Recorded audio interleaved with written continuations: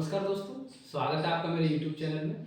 जैसा कि मेरा चैनल एजुकेशन से रिलेटेड है, कल ही पेट का नोटिफिकेशन आया है जो कि एग्जाम से रिलेटेड है। उससे रिलेटेड कुछ जानकारी जो भी छात्र पेट का एग्जाम देने वाले हैं उनको मैं साझा करूंगा। मैंने लास्ट 3 जो पेट एग्जाम हुए थे 21, 22, 23 वो तीनों एग्जाम मैंने दिए हैं। उनका मैं अपना स्कोर बताऊंगा, परसेंटाइल बताऊंगा और पेट की तैयारी कैसे करें वो बताऊंगा, क्योंकि इसका जो सिलेबस है वो हर एक पार्ट को कवर किया गया है, छोटा छोटा छोटा, जैसा कि मैंने यहाँ बता रखा है। इसको मैं आगे भी बताऊंगा, लेकिन फिलहाल आपको ये बता दूं कि जो एग्जाम डेट अभी आई है वो 6 और 7 सितंबर की है।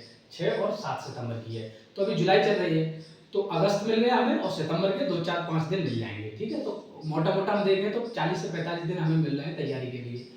फिर पिछले जो एग्जाम हुए, जो भाई नए जुड़े हैं, मान के चलो इस साल नया पेट का एग्जाम दे रहे हैं, उनको मैं बता दूं जो पिछले एग्जाम हुए हैं उनमें कितने कैंडिडेट बैठे थे, कितने ने अप्लाई किया था, है ना। तो उसका जो टफनेस था पेपर का वो कैसा था ओवरऑल, वो बताता हूँ मैं। जैसे कि आप देखो, ये पेट 2025 तो इसके बारे में हम बताएंगे, लेकिन पीछे हम देखते हैं कि पेट 2021 हुआ। जो पेट 2021 हुआ उसमें 20,73,540, मतलब अगर मोटा मोटा देखें तो हम 20 लाख बच्चे बैठे थे, और जिसमें कि 17,99,000 18 लाख बच्चों ने, मतलब आप समझिए कितने, ऑलमोस्ट 90% प्रेजेंट थे, इतने अपियर्ड हुए। फिर हम देखते हैं जो पेट 21 हुआ, उसके बाद 22 हुआ। 22 में हम देखते हैं कि 37,58,000 बच्चों ने अप्लाई किया, उसमें 25,11,900 बच्चों ने एग्जाम दिया। ये पिछला डेटा है।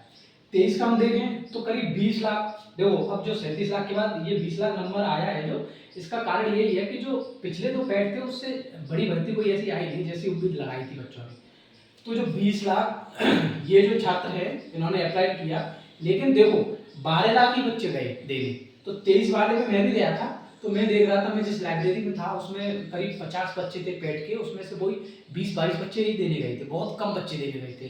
तो हालांकि 23 वाले बच्चों ने, जो 12 लाख बच्चों ने दिया 23 वाला पेट, उससे एक आधी वैकेंसी उनको मिली और बाकी का उन्हें कुछ ज़्यादा फायदा नहीं हुआ है।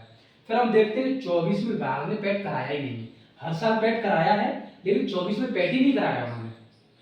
तो जब 24 में पेट नहीं कराया, उनको कुछ भर्ती देनी थी, जैसे लेखपाल की देनी थी, आपका सचिव की देनी थी, और आपका जूनियर असिस्टेंट की देनी है। मतलब कई भर्तियां हैं। ये यूपी तरफ जो विभाग है, जो ग्रुप सी की जो क्लरिकल जॉब है, जो एडमिनिस्ट्रेशन में वर्क करने में जो काम आती है, उसमें जितनी भी नौकरी है उत्तर प्रदेश लेवल पे, ये पेट के थ्रू, मतलब ये पहला एलिजिबल एग्जाम होता है क्वालिफाइड करने के ऊपर। जैसे आपकी वैकेंसी निकली 10,000 लेखपाल की, तो ये पेट में बच्चा जो भी बैठा हुआ उसमें टॉप बच्चों को, जैसे 10,000 के उन्होंने लिए 20 गुना बच्चे लेते हैं मेन एग्जाम के लिए, क्योंकि ये प्राइमरी एग्जाम तो यही हो गया पहला, प्रिलिमिनरी एलिजिबिलिटी टेस्ट।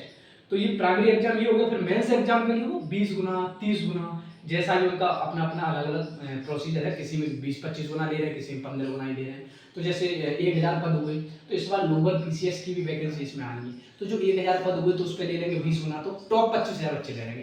इसका मतलब ये हुआ कि एग्जाम टफ हो या सरल हो, उससे इतना लेना देना नहीं है। हमारा लेना देना है परसेंटाइल से। बच्चा है, रैंक कौन सी बना रहा है, 10 लाख में या 100 बच्चों में वो कौन सा अंक, मतलब कौन सा स्थान प्राप्त कर रहा है, वो होता है परसेंटाइल। तो परसेंटाइल से मतलब है अच्छी परसेंटाइल होगी तो छोटी मोटी जॉब जैसे है आपकी सचिव है, अब लोअर पीसीएस भी यही कराएगा, तो ये कुछ जॉब है कम अमाउंट में आती है, जैसे 2,000-3,000 पद आ गए, लोअर पीसीएस के तो 1,000 आएंगे। तो टॉप 10-15,000 बच्चों में आप आ जाओगे तो आप एलिजिबल हो जाओगे मेन एग्जाम के लिए।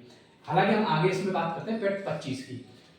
पेट 25 में अनुमान है 25 लाख बच्चे अभी कैंडिडेट अप्लाई किए हैं, जो कैंडिडेट इन्होंने फॉर्म भर दिया है। लेकिन अब अपीयर कितने होते हैं वो देखने वाली बात होगी। अंदाजा ये है कि देखो एक साल गैप हुआ है, तो 25 लाख में ज्यादा एब्सेंट नहीं होंगे। मुझे लग रहा है 25 लाख में करीब 20-22 लाख बच्चे शायद दे देंगे एग्जाम, क्योंकि जो 24 का गैप है इस वजह से ये। और इसमें एक नई चीज हो रही है, 3 साल के लिए वैलिड कर दिया विभाग ने। मतलब इसको यूपी ट्रिपल एस सी ने पेट 2025 को अगले 3 वर्षों के लिए यही पेट आपकी जो भर्तियां आएंगी उसमें यही मान्य रहेगा। अब हम बात करते हैं इसका एग्जाम कब हो रहा है।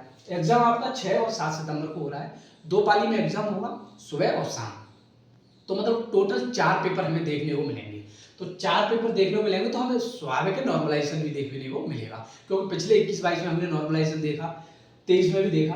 अब हम देखते हैं कि एग्जाम डेट जो है 10 से 12 एक समय है, 2 घंटे की अवधि है, 3 से 5 2 घंटे का समय है आपका एग्जाम देने के लिए। और क्वेश्चन कितने आते हैं ये भी आप समझ लीजिए, 100 क्वेश्चन आते हैं।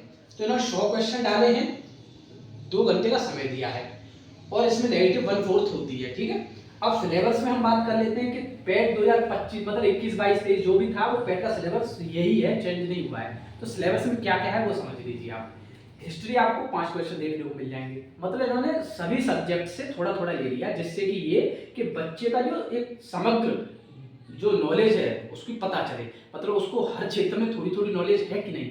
जैसे कि आप देखोगे हिस्ट्री में इन्होंने 5 क्वेश्चन डाल दिए हैं, ज्योग्राफी में 5 डाल दिए हैं। अब आपको हिस्ट्री पूरी पढ़नी पड़ेगी 5 क्वेश्चन के लिए, ऐसा ही है, हाँ सही बात है, पर आप फिर भी मोटा मोटा पढ़ेंगे, प्रीवियस ईयर क्वेश्चन पढ़ेंगे, उससे हिस्ट्री हो जाएगी। ज्योग्राफी मोटा मोटा पढ़ेंगे, प्रीवियस ईयर क्वेश्चन पढ़ेंगे, उससे हो जाएगी। वैसे ही आपको इंडियन नेशनल मूवमेंट है, जो भी स्वतंत्रता के पश्चात मतलब पहले पूर्व जो आंदोलन चले थे स्वतंत्रता प्राप्ति के लिए, उससे रिलेटेड 5 क्वेश्चन आएंगे। इकोनॉमिक्स के 5 डाले इन्होंने, साइंस के 5 डाले, पॉलिटी के संविधान के 5 डाले इन्होंने, हिंदी के भी 5। हिंदी ये कौन सा है? प्रॉपर हिंदी, जो हिंदी ग्रामर बोलते हैं उसके 5 है, लेकिन पैसेज के 10 अलग है, ठीक है, वो अलग हो जाएंगे। रीजनिंग के भी 5 डाले इन्होंने, मैथ भी 5 डाला है। इसमें एक चीज हम भूल रहे हैं, इंग्लिश के भी उन्होंने 5 डाले, ठीक है, मैं इधर लिख देता हूँ। इंग्लिश ये जनरल इंग्लिश, कोई स्पेसिफिक नहीं पूछेंगे वो, एक जनरल, मतलब इंग्लिश में अगर आप जानते हो तो आपको ये चीज पता होनी चाहिए, बस उस पर्पज से ये 5 क्वेश्चंस इंग्लिश के डाले। करंट अफेयर के सबसे ज्यादा वेटेज है, 10 क्वेश्चन करंट अफेयर को बहुत ज्यादा वेटेज है इसमें, 10 का है, ठीक है। तो करंट अफेयर तो जरूर जरूर पढ़ के जाए।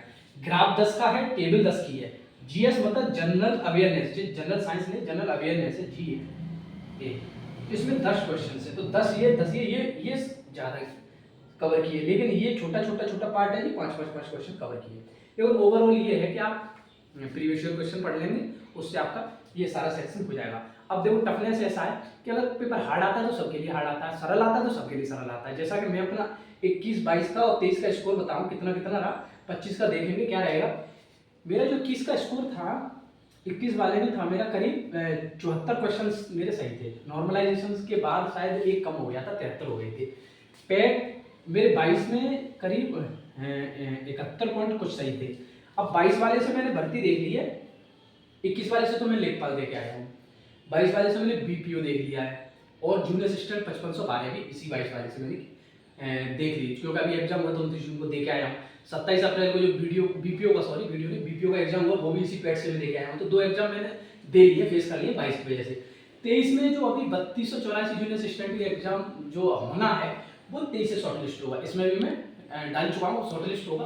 अच्छा, इसमें स्कोर मेरा बहुत कम रहा, इसमें परसेंटाइल भी बहुत कम रही, ये मेरे 34 ही नंबर बने इसमें, पर तब मेरी परसेंटाइल बन गई 89 परसेंटाइल। यहाँ मेरी परसेंटाइल बन रही थी करीब मैं टॉप 60-70 हज़ार बच्चों में था, तो 70 हज़ार बच्चों में था, तो आप परसेंटाइल ऐसे निकाल लीजिए, इसका 10% करो तो इसका 5% करोगे, 10 करोगे तो 80,